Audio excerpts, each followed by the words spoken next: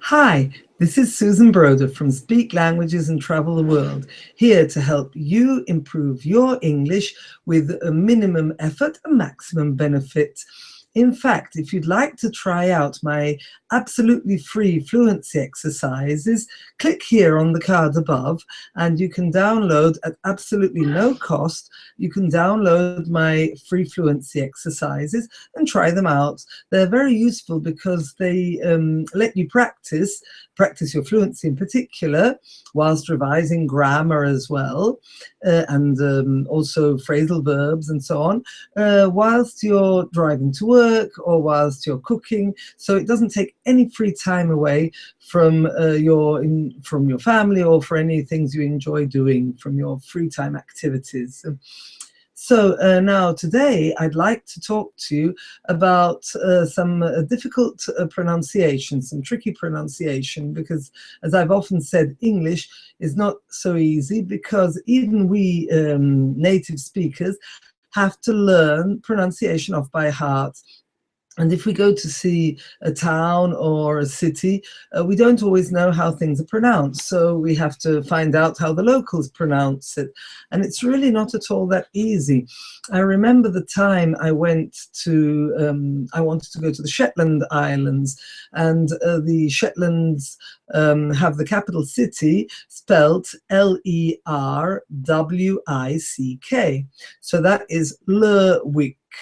And I had to buy the tickets, and I thought, well, how am I going to pronounce that? I don't know this town. So I went to the ticket office in Aberdeen, and I thought, well, most towns in English that end in W-I-C-K, Wick, are not pronounced Wick, are pronounced Ick. So I improvised and I said, I'd like 2 tickets to Lerwick, please. And the guy gave me 2 tickets to Lerwick, and we got on the ferry and we went to Lerwick. The problem is that when we arrived, the people on the Shetland Islands themselves, they don't call it Lerwick, they call it Lerwick. So in Scotland on the mainland, it's called Lerwick, whilst it's called Lerwick in the Shetland Islands. So I would say that Lerwick is the correct pronunciation, being that it's a town that pronounces the people of the town pronounce the name like that. So you can see, I often get letters also from friends, and they write to me saying, I went to Oxford and I went to see a college where my niece is studying, and the spelling of the college is Magdalen, so M-A-G-D-A-L-E-N. And they then wrote in brackets, that's pronounced Magdalen. So you see, they had to put the pronunciation in brackets so that we would know how to pronounce it. And that's because we ourselves, we don't know. If you look in the dictionary, or also if you go to the museums, the names, for example, of dinosaurs or strange things have the pronunciation in brackets, because we native speakers don't even know how they're pronounced. So that's the difficulty of English pronunciation. And that's why you shouldn't be ashamed of not knowing how to pronounce it, but you should just try and find out how to pronounce it.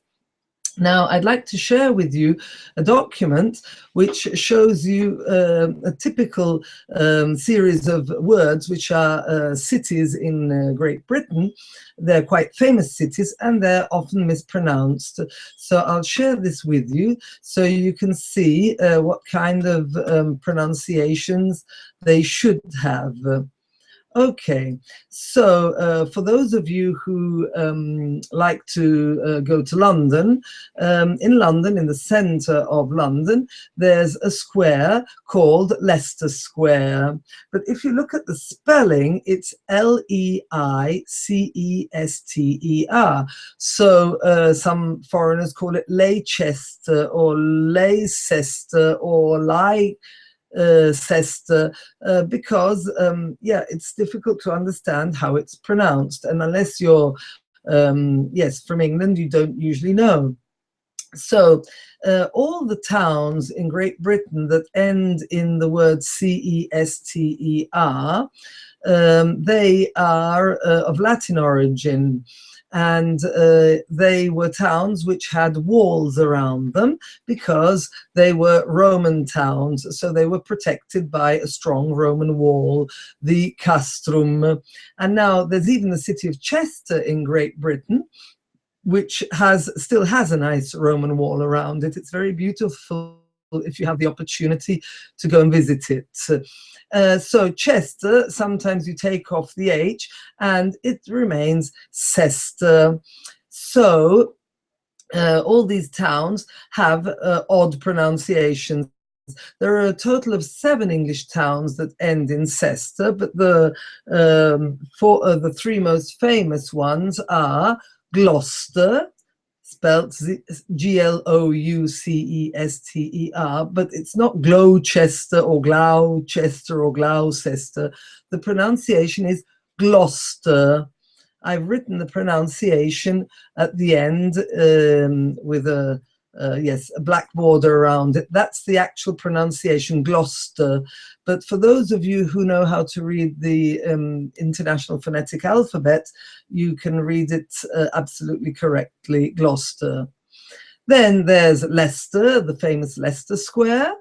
And Leicester is also a famous city in Great Britain, Leicester. And then there's Worcester.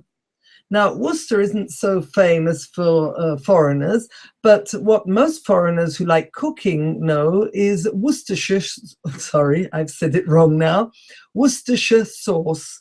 It's a bit of a tongue twister. Worcestershire sauce. It's a kind of a sauce that you put on top of various foods, and it gives a spicy flavor to it. So we have the city of Worcester, and then shire or shire. So on its own, a shire is a county. But when you connect it to the name, you don't call it shire anymore. You call it shire or shire, depending. Some people will call it Worcestershire, and some people will call it Worcestershire. However, it is absolutely not Worcestershire, even though on its own, shire is pronounced shire as a county. This brings us to, Great Britain is full of shires. So we've got Gloucestershire as well. And Yorkshire is particularly famous for its dog, the Yorkshire Terrier. But many countries don't know how to pronounce it, and they call it a Yorkshire Terrier, which is the wrong pronunciation. So if you talk about dogs as if you talk about the city, it's Yorkshire. So let's repeat them once more. Gloucester, Leicester, Worcester, Worcestershire, Yorkshire. Okay. So this just to demonstrate to you how difficult English pronunciation is, and it's always good to do lots of listening, because if you listen to even talk shows or even soap operas, for example, it doesn't really matter what, but you'll hear all these pronunciations and you'll pick it up without having to study it. Okay, so I'll leave you there. Hope you have a nice weekend and hope this was useful for you. If you want to subscribe, clicking on here, you can subscribe. And for those of you who still haven't done so, please click on the link in the description and download my absolutely free fluency exercises. And I look forward to seeing you in the next video. Okay, goodbye. Have a nice weekend. Bye.